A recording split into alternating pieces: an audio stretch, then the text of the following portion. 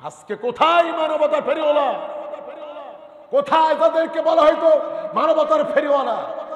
Barrister Suman, সংসদের মধ্যে বলা হয়েছে মানবতার ফেরিওয়ালা। কোথায় তুমি? আজকে ডুবে থই থই করে মানুষ কাঁদতেছে, জানাজা দেওয়ার জায়গা নাই, ভেলাতে ভাসিয়ে দিল, অসন অনেক কাঁদছে। কোথায় মাটি দেওয়ার জায়গা খুঁজে পাচ্ছে না। আজকে যে সমস্ত আলেমদেরকে তোমরা সুপরিকল্পিত করে নির্যাতন করেছিলাম, আজকে দুর্দিনে কারা পাশে রয়েছে? আলেম না জালেমেরা? জোরে বলেন। জালেমেরা। শায়েখ আহমদুল্লাহ সাহেব শোনা মাত্রই একটুকু দেরি করলেন 500 টন খাবার ত্রাণ নিয়ে রেডি হয়ে গেছেন। শহীদের ফ্যামিলিতে 10 কোটি টাকা দান করে দিলেন। তুমি আজকে ওই শেখ আহমদুল্লাহর অর্থ সম্পদ বাজেয়াপ্ত করার জন্য তোমরা তৈরি হয়েছিলে না? আজকে আহমদুল্লাহর প্রমাণ করতেছি, যেই ডক্টর শফিকুর রহমানকে নিয়ে তোমরা ষড়যন্ত্র করেছিলে, তারা সমস্ত কর্মসূচি বাদ দিয়া পানির মধ্যে পাশে দাঁড়াচ্ছে ত্রাণ নিয়ে। আজকে জাতি স্পষ্ট বুঝে নিয়েছে যে সঠিক কালেমাওয়ালা কারা আর ভেজাল কালেমাওয়ালা কারা। ঠিক না? হক্কানি কালেমাওয়ালা যারা, তারা আজকে মুসলমানের পাশে দাঁড়িয়ে গেছে, অভাবী মানুষের পাশে দাঁড়াচ্ছে। আমরা কি ওই নোয়াখালী যাইতে পারছি না? আমরা চাই এই নোয়াখালীর মানুষের পাশে দাঁড়ানোর একটু সুযোগ আমরা নিতে চাই। সেটা হচ্ছে যে আমরা আমাদের পকেট থেকে, ছাত্র সংসদ থেকে একটি ঘোষণা এসেছে যে আমরা ফারাক্কাবাদের বিপরীতে আর একটা বাঁধ আমরা নির্মাণ করব। এদেশের সমস্ত মানুষ যদি মাত্র 20 টাকা করে দেয়, ওই ফারাক্কা বাঁধের চাইতে আরো মজবুত ফারাক্কা বাঁধ আমরা তৈরি করতে সক্ষম হই। মন আমার কাঁদে রে, প্রাণ আমার কাঁদে রে, যেতে সোনার মদিনায়। মন আমার কাঁদে রে, প্রাণ আমার কাঁদে রে, যেতে সোনার মদিনায়। যে মদিনায় শুয়ে আছেন, যে মদিনায় শুয়ে আছেন প্রিয় নবীজি নিরালায়। মন আমার কাঁদে রে, প্রাণ আমার কাঁদে রে, যেতে সোনার মদিনায়। আলহামদুলিল্লাহ।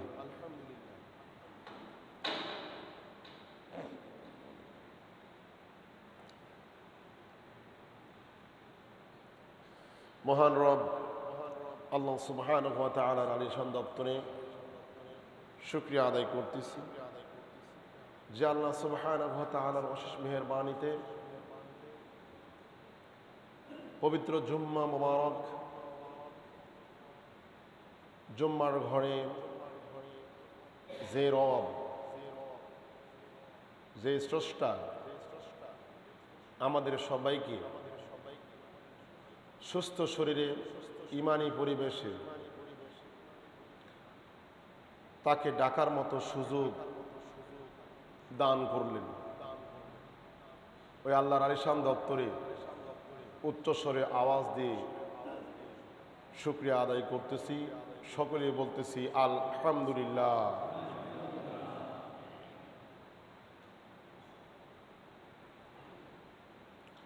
দরুদ ও সালাম মানবতার বন্ধু সাইয়্যিদুল মুরসালিন, সাইয়্যিদুল আম্বিয়া, সাইয়্যিদুল কাউনাইন, সাইয়্যিদুল বাশার মুহাম্মদ আরবি, তিনি যখন দুনিয়াতে আসলেন, আসার প্রাককালে সমাজটা ছিল জাহিলি সমাজ।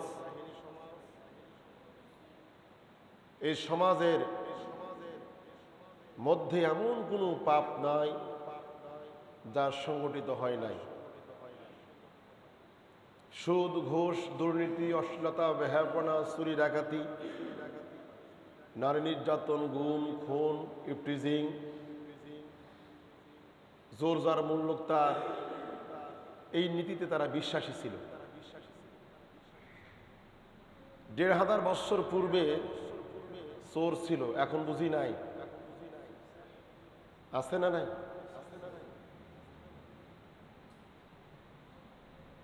এদেশের সাবেক প্রেসিডেন্ট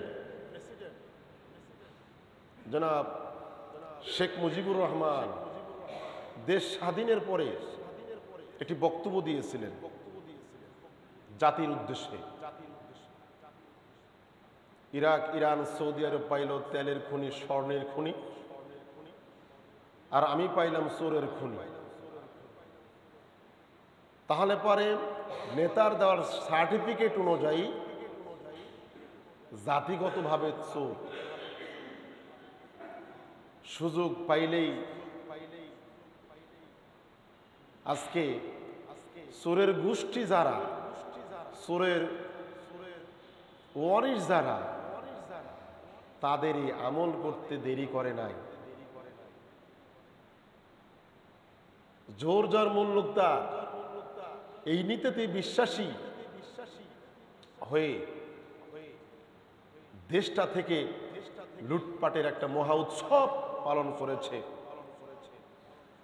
সম্মানিত ভাইরা, এই চোরকে কেউ যদি ভালো করতে চায়, ডাকাতকে কেউ যদি ভালো করতে চায়, জেনাকারকে কেউ যদি ভালো করতে চায়, তাহলে আল্লাহ রাসূলের আদর্শের বিকল্প আর কিছুই নেই। যে মানুষটার আদর্শ যদি আমরা মানি, দুনিয়াতে মিলবে শান্তি, পরকালে মুক্তি।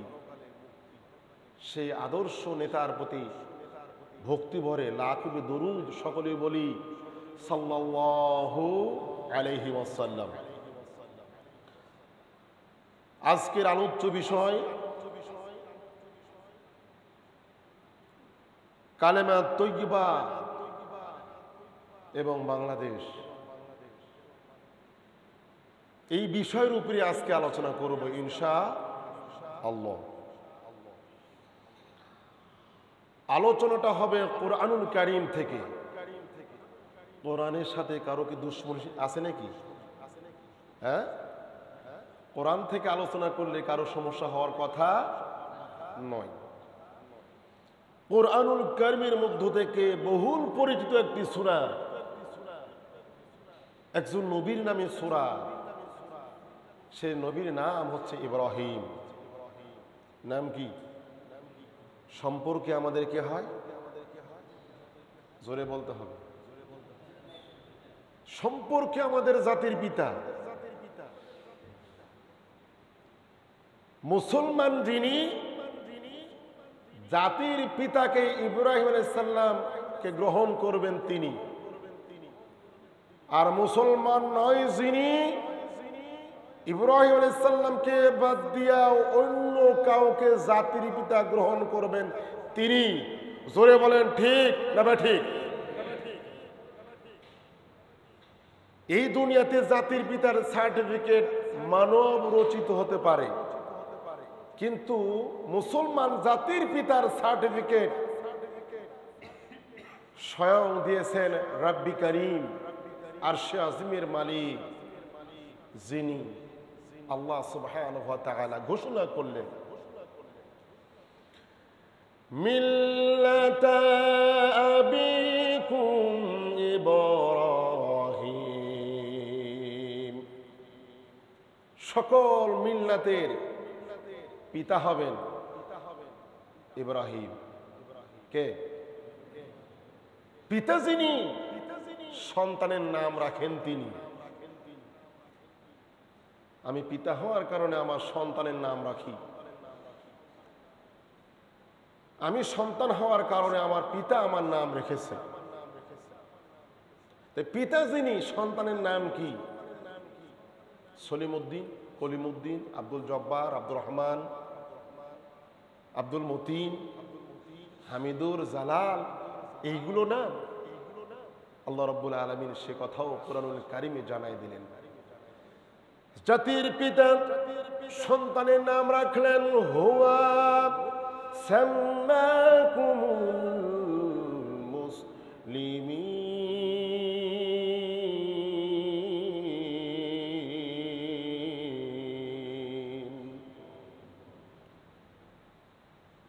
জাতির পিতা বড় আদর করে, বড় যত্ন করে নাম রাখলেন, আমার সন্তান যারা মুসলমান হবে তারা, আমার সন্তান নয় যারা, আর মুসলমান হবেন যিনি, জাতির পিতা ইব্রাহিম আলাইহিস সালামকে গ্রহণ করবেন তিনি, আর মুসলমান নয় যিনি, জাতির পিতাকে বাদ দিয়ে অন্য কাউকে জাতির পিতা গ্রহণ করবেন তিনি। ঠিক কিনা? তার আমরা সকলেই মুসলমান, ঠিক কিনা?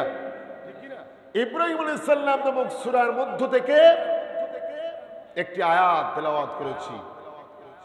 এই আয়াতের মধ্যে আল্লাহ সুবহানাহু ওয়া তাআলা উদাহরণ দিয়ে, এক্সাম্পল দিয়ে, মিসাল দিয়ে জাতিকে বুঝাইছেন, যাতে করে জাতির লোকজনের বুঝতে কষ্ট না হয়, অসুবিধা না হয়, সমস্যা না হয়। এই জন্য স্বয়ং রব আল্লাহ রব্বুল আলামিন উদাহরণ দিয়ে হাবিবকে জিনিসটা বোঝাচ্ছেন, কালেমাটা কি। আল্লাহ রব্বুল আলামিন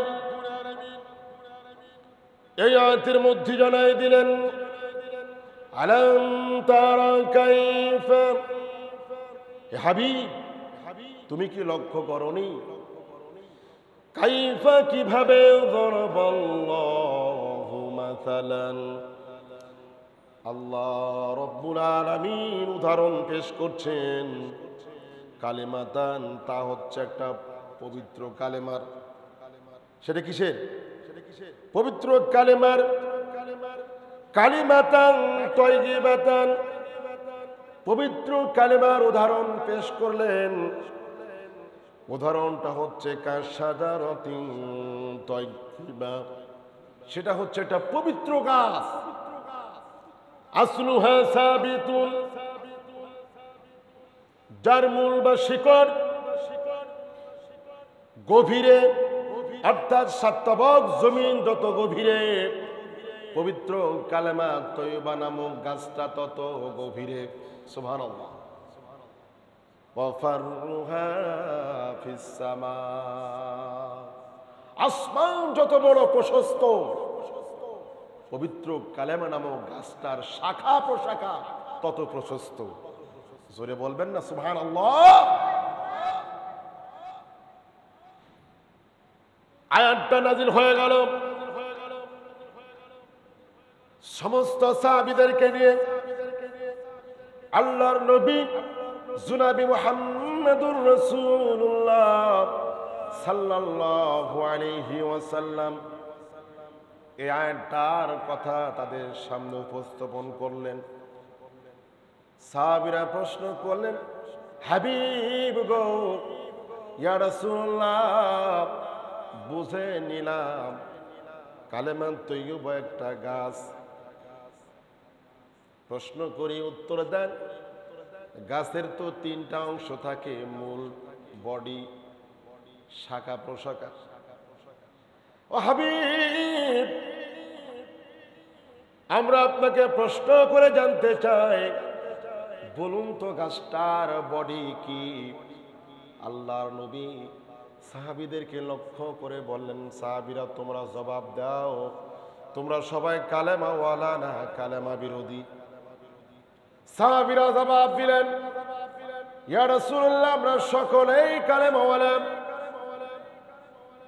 সাহাবীরা প্রশ্ন করলেন, ইয়া রাসূলুল্লাহ, গাছটার শিকড় কি, মূল বা শিকড় কি?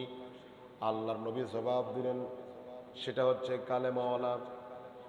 সাহাবীরা প্রশ্ন করলেন, ইয়া রাসূলুল্লাহ, গাছটার শাখা প্রশাখা কি?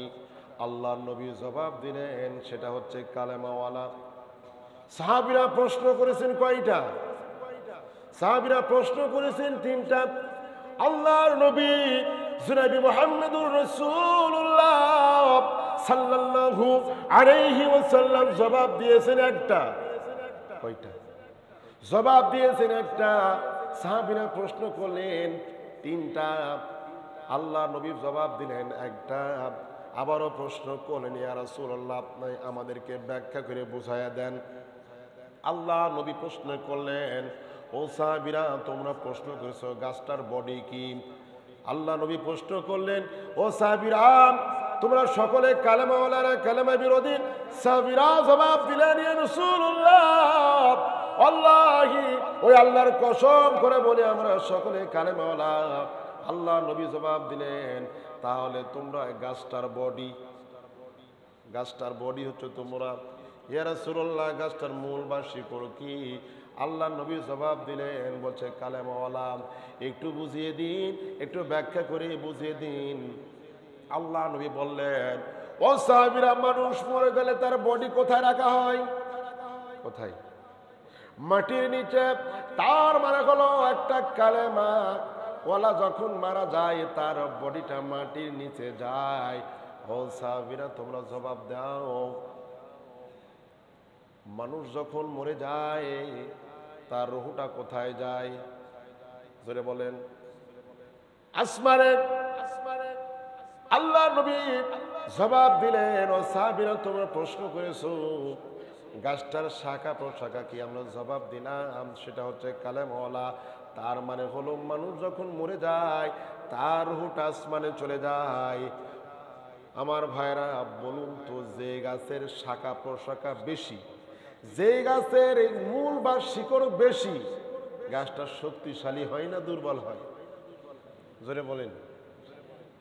শক্তিশালী হয় না? কেউ যদি রাগের বশবর্তী হয়ে, কেউ হিংসা বশবর্তী হয়ে প্রতিশোধ নেওয়ার লক্ষ্যে গাছটার ডাল কেটে দেয় 5টা, তাহলে কি গাছটা কি মরে যাবে? মরে যাবে? বরং লক্ষ্য করে দেখবেন, এই যে আমাদের পাশে আম গাছ রয়েছে, 5টা ডাল কেউ যদি কেটে দেয়, পরবর্তী সময় দেখা যায় যে একটি জায়গায় কাটা হয়েছে, ওখান থেকে 10টা 15টা করে নতুন শাখা প্রশাখা বের হয়। ঠিক কিনা? নতুন শাখা প্রশাখা বের হয়। কালেমা এমন একটি পবিত্র গাছ, কেউ যদি প্রতিশোধ নেওয়ার জন্য 5টা কালেমাওয়ালাকে দুনিয়া থেকে বিদায় করে দিয়ে যদি বলে যে গাছটা মরে গেছে, তার হিসাব ফেল। সে বোকার স্বর্গে বসবাস করছে। একটা গাছের দিকে লক্ষ্য করো, এক ডাল কাটলে যেমন 20টা ডাল বের হয়, ঠিক তেমনি একটা কালেমাওয়ালাকে দুনিয়া থেকে বিদায় করে দিয়ে স্লোগান যদি কেউ দেয় কালেমাওয়ালা শেষ, আল্লাহ রাব্বুল আলামিন বলতেছেন, না রে পাগল, এক কালেমাওয়ালা কবরে লক্ষ লক্ষ কালেমাওয়ালা ঘরে ঘরে। ঠিক না? যার এক্সাম্পল, এক সাইদি কবরে লক্ষ সাইদি ঘরে ঘরে। সৃষ্টি হয়েছে না হয় নাই? এক মতিউর রহমান নিজামী ঘরে কবরে লক্ষ লক্ষ মতিউর রহমান নিজামী তার দায়িত্ব নিয়ে দাঁড়ে দাঁড়ে ঘুরে বেড়াচ্ছে। চিৎকার মেরে বলে ঠিক কিনা? তাহলে একটা কালেমাওয়ালাকে মেরে, 5টা কালেমাওয়ালাকে মেরে স্বপ্ন দেখেছে কালেমার গোষ্ঠী শেষ। আশায় গড়িবালি। আশায় কি? গড়িবালি। সম্মানিত ভাইরা, এই কালেমা দিয়ে মানুষ অনেক ব্যবসা করতেছে। কালেমা দিয়ে মানুষ কি হয়? মুসলমান হয়। লা ইলাহা ইল্লাল্লাহ মুহাম্মাদুর রাসূলুল্লাহ। হযরত আলী ওমরকে লক্ষ্য করে বললেন, ওমর ভাই, কবে কোন জায়গায় আপনি মুসলমান হলেন একটু আমাদেরকে জানান। হযরত ওমর রাদিয়াল্লাহু তাআলা আনহু বর্ণনা করলেন, ভাই আলী, যেই দিন আমি ইসলাম কবুল করলাম, কালেমা পড়ে মুসলমান হলাম, সেই দিন আমার বাড়িতে খবর পৌঁছে গেল, আমার মায়ের কানে খবরটা পৌঁছে গেল। মা একটু রাগান্বিত হয়েছে, বললে, আমার বাপ দাদা 14 পুরুষের ধর্ম ত্যাগ করে ওমর তুমি ইসলাম কবুল করেছ, তোমার সাথে আমার কোনো সম্পর্ক নাই। সমাধান নেওয়ার জন্য আমাদের নবী, প্রাণ প্রিয় নবী মুহাম্মদুর রাসূলুল্লাহ সাল্লাল্লাহু আলাইহি ওয়াসাল্লামের নিকট গেলেন। আল্লাহ নবী দোয়া করলেন, ওমর রাদিয়াল্লাহু তাআলা ইসলাম কবুল করলেন, তার সঙ্গে তার মা দেরি করলেন না, ইসলাম কবুল করলেন, কালেমা তৈয়বা পড়ে মুসলমান হয়ে গেলেন। এই সেই কালেমা, যেই কালেমা তেলাওয়াত করে আনুষ্ঠানিকভাবে, এই কালেমা তেলাওয়াত করার কারণে ওমরের নাঙ্গা তরোয়ার কোষের মধ্যে ছিল না। মক্কার যেখানেই কোনো কালেমাওয়ালা রাষ্ট্র সরকার কর্তৃক নির্যাতিত হয়েছে, ওমরের ঘোষণা হলো আজ থেকে ওমরের এই তরোয়ার কোষের মধ্যে থাকবে না। কেউ যদি কোনো কালেমাওয়ালাকে মারার চেষ্টা করে, ওমরের এই নাঙ্গা তরোয়ার তার বিরুদ্ধে অ্যাকশন নিতে বাধ্য হয়ে যাবে। সেই দিন ওমর আনুষ্ঠানিকভাবে ইসলাম কবুল করার কারণে, কালেমা হওয়ার কারণে এক মুসলমান মরার পরে সেই স্থির থাকতে পারে নাই। অথচ আমরা আজকে মুসলমান, এক মুসলমান মরে অন্য মুসলমান মিষ্টি বিতরণ করেছে, কি ঠিক কিনা? তিনি মুসলমান 22 বার উমরা করেছেন, হজ করেছেন, অথচ মুসলমানদেরকে মারার জন্য বড় আফসোস করে একটি কথা না বললেই নয়। ভারত চাইল কন্যা, আমরা দিয়ে দিলাম, বিনিময় দিয়েছে গজবি বন্যা। কথা বলেন না কেন? ওরা চাইল গোলাপি কন্যা আর আমাদেরকে দিচ্ছে গজবি বন্যা। কেমন মুসলমান তুমি? তোমার কি রাষ্ট্রের প্রতি মায়া নাই? তোমার কি দয়া না একটু? আজকে লক্ষ্য করে দেখুন, কোন মুসলমানদের আহাজারি, আকাশ বাতাস ভারী হয়ে গেছে, মানুষ মারা গেছে, মাটি দেওয়ার মতো জায়গা খুঁজে পাচ্ছে না। মানুষ আজকে ঘুমের ঘরে যখন বিশ্রাম নিচ্ছে, ঠিক সেই সময় গভীর রজনীতে মুসলমান মারার জন্য গভীর ষড়যন্ত্র। মানুষ ঘুমের ঘরে থাকবে আর মানুষকে পানি দিয়ে ডুবিয়ে মারবো, এটা মহাপরিকল্পনা। আমার ভাইরা, এই জুলুমবাজ সম্পর্কে আজ থেকে 31 বছর পূর্বে কোরআনের পাখি আল্লামা দেলাওয়ার হোসেন সাঈদী বলেছিলেন, ভারত আমাদেরকে পানিতে মারবে, আমাদের খাদ্যে মারবে। ঠিক তার ভবিষ্যৎবাণী মিলে যাচ্ছে, ঠিক কিনা? এই বক্তব্য দিয়েছিল যে মৌলবাদীকে নিয়ে নাড়াচাড়া কইরো না। 12 কোটি মৌলবী একসঙ্গে নাড়া দিবে, দিল্লি মামুর বাড়ি দিয়ে পড়বা। আল্লাহ তাই কবুল করছে। কথা বলেনি কেন? তুমি না মুসলমান? তুমি না কালেমা পড়ে মুসলমান হয়েছ? এই সেই কালেমাওয়ালা যারা মৃত্যুর রাজনীতি তথা সন্ত্রাসের রাজনীতি, কেউ যদি মানুষকে মেরে রাজনীতি করতে চায়, আল্লাহ রাব্বুল আলামিন এত রাগ করেন যে তাদের ভালোবাসা মুছে দিয়ে ঘৃণা তৈরি করে দেয় আল্লাহর বান্দাদের অন্তরে। স্বয়ং আল্লাহ কে? আল্লাহ। এই কালেমা সেই কালেমা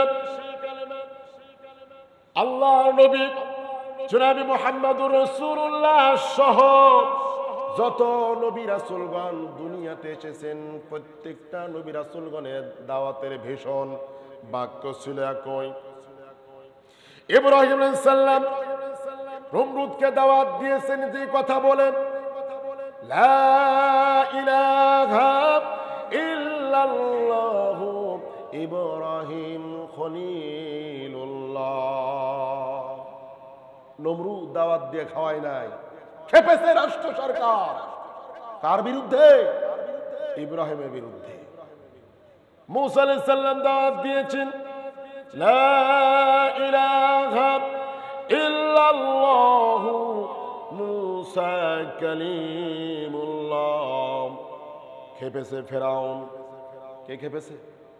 ফেরাউন খেপেছে, ফেরাউন রাষ্ট্র সরকার খেপেছে নবীর বিরুদ্ধে।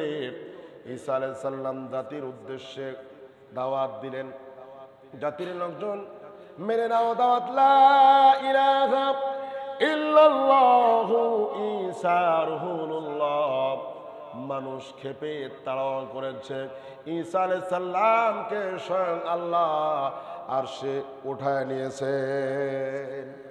শেষ নবী, সকল নবীদের সর্দার, সকল নবীদের যিনি শ্রেষ্ঠ নবী, যার সুপারিশ ছাড়া তো যাওয়া জান্নাতে যাওয়া সম্ভব নয়, তিনি যখন নবুয়ত পাইলেন বাড়ি বাড়ি দাওয়াত দিয়েছেন।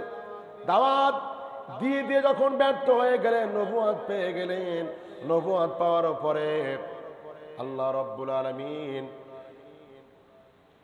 তার হাবিবকে বললেন, হাবিব গো দেরি করবেন না, যান আবু জেহেলের সরকারের সংসদে আপনি দাওয়াত দেন। আল্লাহর নবী মুহাম্মদুর রাসূলুল্লাহ সাল্লাল্লাহু আলাইহি ওয়াসাল্লাম তার রাষ্ট্র সরকার আবু জেহেলের কাছে দাওয়াত দিলেন, চাচা গো বলেন লা ইলাহা ইল্লাল্লাহু মুহাম্মাদুর রাসূলুল্লাহ। জোরে লা ইলাহা, জোরে লা ইলাহা, লা ইলাহা, লা ইলাহা ইল্লাল্লাহু মুহাম্মাদুর রাসূলুল্লাহ সাল্লাল্লাহু আলাইহি ওয়াসাল্লাম। আবু জেহেল দাওয়াত গ্রহণ করেছিল, তাকে আলামিন বলেছিল, সাদেক বলেছিল না, রাষ্ট্র সরকার বাধা দিয়েছে, ডাইরেক্ট আল্লাহ নবীকে বাধা দিল। তোমার সাহস তো কম না, আমরা থাকবো সংসদের মধ্যে, তোমরা হুজুর মানুষ, বাইরে কোনো বাধা নাই, তোমার তো সাহস কম না, সংসদের মধ্যে এসে কালেমার দাওয়াত দাও। মৌলবীর মাথা ঠিক নাই, হুজুরের মাথা ঠিক নাই, খেপেছে রাষ্ট্র সরকার, শুধু আরবিতে উচ্চারণ করেছে, কি বলেছে? লা ইলাহা ইল্লাল্লাহ মুহাম্মাদুর রাসূলুল্লাহ। এর বাক্য, এর ভাষা আবু জেহেল ঠিকই বুঝেছিল, ঠিক কি না? ঠিক বুঝেছিল। আজকেও যদি আমরা এই কালেমার অর্থ সঠিকভাবে বুঝতাম, তাহলে পরে আমাদের চেহারা এরকম হতো না, আমাদের ঈমান এরকম হতো না। এই জন্য একটু উদাহরণ দিয়ে থাকি। মনিব শখ করে একটা ময়না পাখি কিনেছে। কি পাখি? ময়না পাখিকে ভাষা শিখাইছে, লাইন করুন এক এক করে আসুন। কি ভাষা? লাইন করুন এক এক করে আসুন। মনিব ময়নাকে শিখাইছে, লাইন করুন এক এক করে আসুন। হঠাৎ করে একদিন খাঁচার দরজা খোলা পেয়েছে ময়না পাখি, ওড়াল দিয়ে গাছের ডালে বসে গেছে। এখন আশেপাশে পাখি যারা ছিল বলছে, এলাকার ফকির ভাত পাই না, নতুন ফকিরের আবির্ভাব। সকল পাখিগুলো জোট করে তাকে মারতে ঠোকানি শুরু করে দিয়েছে, আঘাত করতে শুরু করে দিয়েছে। আঘাত খেয়ে ময়না পাখি তখন বলতেছে, লাইন করুন এক এক করে আসুন। সকলে মিলে মারে তাই যান ঠিক নাই, লাইন করে এক এক করে আসুন, এটা স্লোগানটি তারা বুঝে, তাহলে তার জীবন ঠিক থাকবে। আজকে আমাদেরকে শেখানো হয়েছে ঘরের মধ্যে লা ইলাহা ইল্লাল্লাহ মুহাম্মাদুর রাসূলুল্লাহ, তেলাওয়াত করো জান্নাতে চলে যাও। আমাদেরকে শেখানো হয়েছে খানকা শরীফের ভিতরে লা ইলাহা ইল্লাল্লাহ, লা ইলাহা ইল্লাল্লাহ, লা ইলাহা ইল্লাল্লাহ। কি আমাদেরকে শেখানো হয়েছে, কিন্তু এর কথার লোড কি? এই কথার লোড যদি সঠিকভাবে উচ্চারণ করা যায়, অনুবাদ করা যায়। আজ থেকে ১৫০০ বছর পূর্বে রাষ্ট্র সরকার আবু জেহেল বুঝেছিল যার জন্য এর রাসূলের উপরে নির্যাতন শুরু করেছিল। আবু জেহেলের প্রেতাত্মারা সমাজে আছে না নাই? জোরে বলতে হবে, আছে না নাই? আছে। কালেমা জোরে জোরে পড়েন, কোনো সমস্যা নাই, টাকা দিবে, পয়সা দিবে, হাদিয়া দিবে, কোনো সমস্যা নাই। কিন্তু এই কালেমার অর্থ যদি আপনি আমি যাই হই না কেন যদি উচ্চারণ করি লা ইলাহা ইল্লাল্লাহ, এক আল্লাহর আইন ছাড়া কারো বাপের আইন মানি না, এক আল্লাহর আইন ছাড়া কারো স্বামীর আইন মানি না, আলা লাউল খালক ওয়াল আমর, সৃষ্টি যার, হুকুম চলবে তার। বলেন তো আমাদেরকে খাইতে দিবে, টাকা দিবে, পয়সা দিবে না, নিয়ে যাবে কোথায়? 14 শিখে ঘরের ভিতরে। কথা কান না আবু জেহেল নাই, কিন্তু আবু জেহেলের প্রেতাত্মা তারা ঠিকই বুঝেছিল এই কালেমার অর্থ কি। এই জন্য তারা ফাঁদ তৈরি করেছে কৌশল করে, যারা এই কালেমা সঠিক কালেমাওয়ালা হবে তাদেরকে ধরে ধরে জেলখানায় ঢোকাও। কেন? ভয়ে। কিসের ভয়ে? এই কালেমালায় হুজুররা যদি খেপে যায়, আমার গদির চেয়ার ঠিক থাকবে, ক্ষমতার চেয়ার ঠিক থাকবে না। হুজুরকে দেখা, অতীতে ইব্রাহিম সাল্লামকে দেখে নমরুদ ভয়ে প্রকম্পিত হয়েছিল। নমরুদ কি জয়লাভ করেছিল না বিজয় হয়েছিল না পরাজয় বরণ করেছিল? পরাজয়। মুসা আলাইহিস সালামের দাওয়াত যখন দিয়েছিল ফেরাউন খেপেছিল, সে কি জয়লাভ হয়েছিল না পরাজয়? পরাজয়। আল্লাহর নবীর সাথে এই দাওয়াত গ্রহণ করার পরে, এই দাওয়াত শোনার পরে যখন খেপেছিল, আবু জেহেল দুনিয়াতে থাকার সুযোগ পেয়েছিল না বিদায় নিয়েছিল? এখনো যে বাজারা উজ্জ্বল দৃষ্টান্ত, যারা এই কালেমাওয়ালাদেরকে নাড়াচাড়া করেছে আর বলেছে কালেমাওয়ালার ঠাই নাই, ঠাই নাই, ঠাই নাই, আজকে তারাও আজকে বিদায় নিতে বাধ্য হয়েছে। কথা বলেন ঠিক কিনা? অতএব এই কালেমা কোন কালেমা? যে কালেমা উচ্চারণ করার কারণে রাজ সিংহাসন থরথর করে কেঁপে যায়। আমার ভাইরা, আল্লাহ রাব্বুল আলামিন কোরআনুল কারীমের মধ্যে কোট করে দিলেন, যেই সমাজে, যে রাষ্ট্রে কালেমাওয়ালা বাদ দিয়া, অর্থাৎ কালেমাওয়ালা যারা প্রতিষ্ঠিত করতে চায় তারা বাদ দিয়ে যদি কোন জালেম সরকার ক্ষমতায় বসে, একের পর এক গজব আসবে, এসে গেছে, আসতেছে। কথা বলে ঠিক কিনা? জালেম সরকারের কর্মসূচি কয়টা? আর যারা আলেম রাষ্ট্র সরকার বসবেন তাদের কর্মসূচি কয়টা? আল্লাহ রাব্বুল আলামিন কুরআনুল কারীমের মধ্যে সুন্দর করে জানাই দিয়েছে। আল্লাহ রাব্বুল আলামিন সুন্দর করে জানাই দিলেন, কোন রাষ্ট্র সরকার যখন আলেম হবে, দিনদার পরেশগার রাষ্ট্র সরকার যখন ক্ষমতায় বসবে, ক্ষমতায় বসার পরে 4টা আইন পাশ করবে। জোরে বলেন কয়টা? 4টা আইন পাশ করবেন।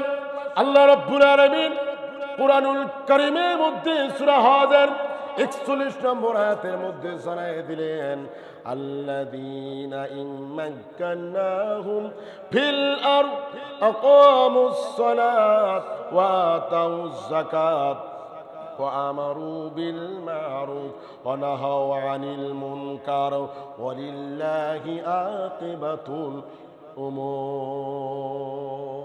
আল্লাহু আকবার। আলেম যখন ক্ষমতায় যাবে প্রথম বিল পাশ করবে কয়টা? জোরে বলতে হবে।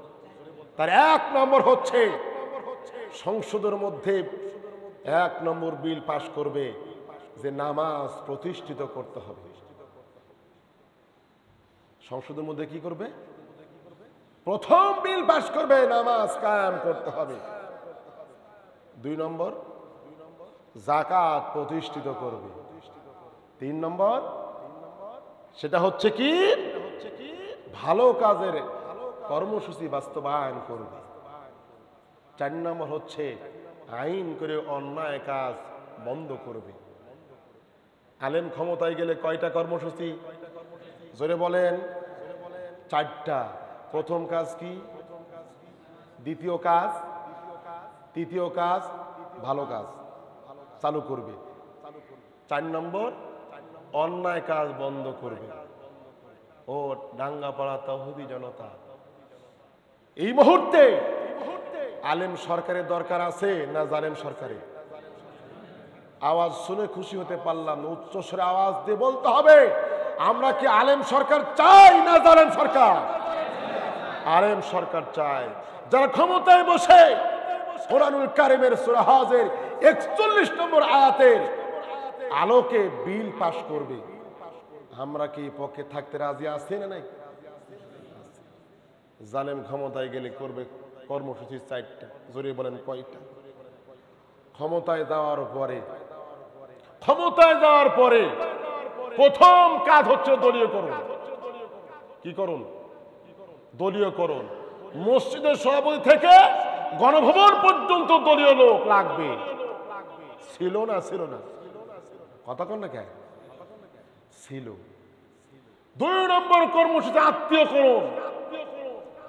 যত জায়গায় সকল আত্মীয়দেরকে বোঝানো হয়েছে, ঠিক কিনা? ৩ নম্বর হচ্ছে ওই দেশের মধ্যে নিপীড়ন। ৩ নম্বর কি? দেশের সাধারণ মানুষের উপরে নিপীড়ন। ৪ নম্বর হচ্ছে দেশের সম্পদ লুণ্ঠন।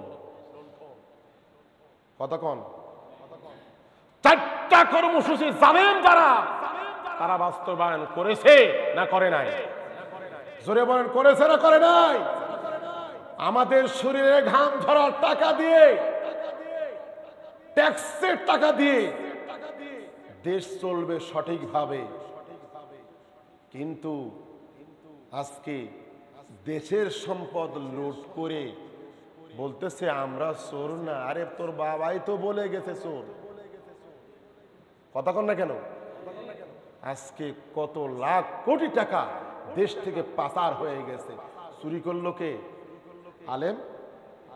কথা বলে না কেন? আলেম। কারা? জালেম। অথচ টিন চুরির অপরাধে মৃত্যুদণ্ড কার্যকর হচ্ছে। শয়তান পর্যন্ত বিশ্বাস করলো না। আরে কোটি কোটি টাকা চুরি করলো, এদের কি বিচার হওয়া দরকার আছে না? হ্যাঁ, সে বিচার হবে ইনশাআল্লাহ, ইনশাআল্লাহ। অতএব কালেমাওয়ালা হয়ে কবরে আমার যাওয়া লাগবে।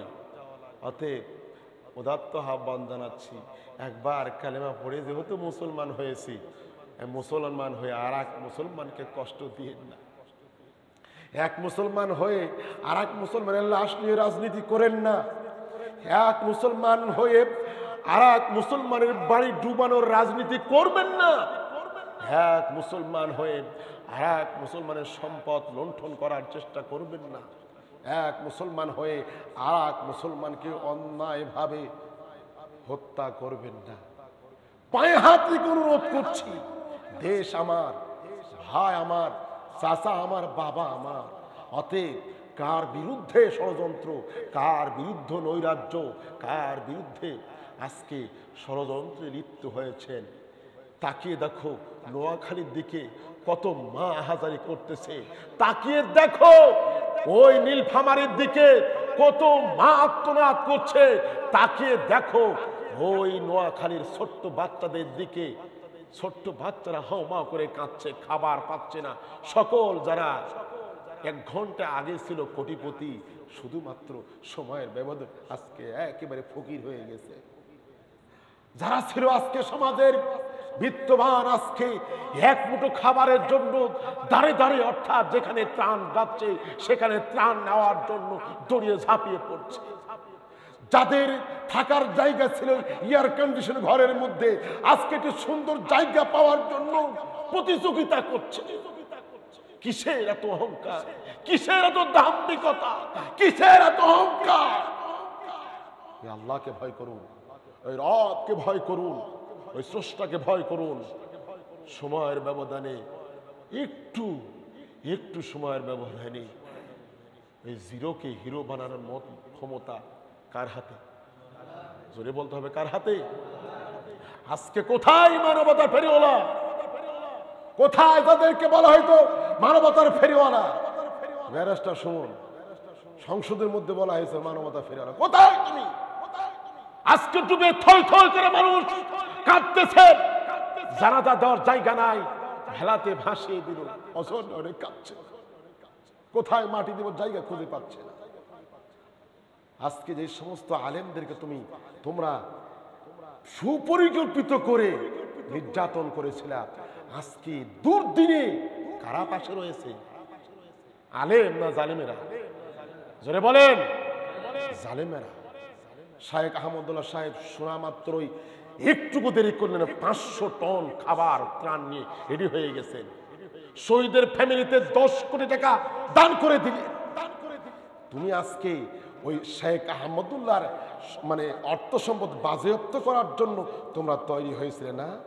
আজকে আহমদুল্লাহর প্রমাণ করতেছে, যেই ডক্টর শফিকুর রহমানকে নিয়ে তোমরা ষড়যন্ত্র করেছিলে, তারা সমস্ত কর্মসূচি বাদ দিয়া পানির মধ্যে পাশে দাঁড়াচ্ছে ত্রাণ নিয়ে।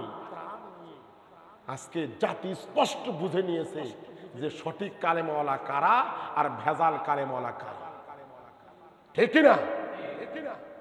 হক্কানি কালেমাওয়ালা যারা, তারা আজকে মুসলমানের পাশে দাঁড়িয়ে গেছে, অভাবী মানুষের পাশে দাঁড়িয়ে গেছে। আমরা কি ওই নোয়াখালী যাইতে পারছি না? আমরা চাই এই নোয়াখালীর মানুষের পাশে দাঁড়ানোর একটু সুযোগ আমরা নিতে চাই। সেটা হচ্ছে যে আমরা আমাদের পকেট থেকে, ছাত্র সংসদ থেকে একটি ঘোষণা এসেছে যে আমরা ফারাক্কাবাদের বিপরীতে আরেকটা বাঁধ আমরা নির্মাণ করব। এদেশের সমস্ত মানুষ যদি মাত্র 20 টাকা করে দেয়, ওই ফারাক্কা বাঁধের চাইতে আরো মজবুত ফারাক্কা বাঁধ আমরা তৈরি করতে সক্ষম হয়ে যাব ইনশাআল্লাহ। বিদেশ থেকে এভিডেন্স পাঠানোর জন্য তারা রেডি হয়ে গেছে, কাতরাচ্ছে, কাঁদতেছে। আমরা বিদেশি যারা রয়েছি, আমরা বেশি না 1 বছরের টাকা যদি পাঠাই, এরকম ফারাক্কা বাঁধ 100টা তৈরি করার মতো টাকা আমরা পাঠানোর সক্ষমতা আমাদের কাছে আছে। তারা আজকে ঝাঁপিয়ে পড়েছে দেশপ্রেমে, শুধুমাত্র যোগ্য নেতৃত্বের অভাব, যোগ্য কালেমাওয়ালার অভাব, সঠিক কালেমাওয়ালার অভাব। আজকে সর্বনয় পীর সাহেব দৌড়িয়ে চলে গেছেন। আজকে হেফাজত ইসলামের মামুনুল হক দেরি করছেন না, যাকে তুমি জেনার অপবাদ দিয়েছ, আজকে ঝাঁপিয়ে পড়েছে মানবতার ফেরিওয়ালা হয়ে। সত্যিকার অর্থে ফেরিওয়ালা কারা জাতি আজকে দেখে নিয়েছে। চিৎকার বলবে ঠিক কিনা? অতএব এই ফেরিওয়ালাদের পাশে থাকবেন না জালেমের পিছে থাকবেন? জোরে বলেন। আজকে দেশ তথা সমাজ প্রতিষ্ঠিত হক আলেমের নেতৃত্বে। আপনার কি পক্ষে আছেন না? না থাকবেন না? থাকবেন না?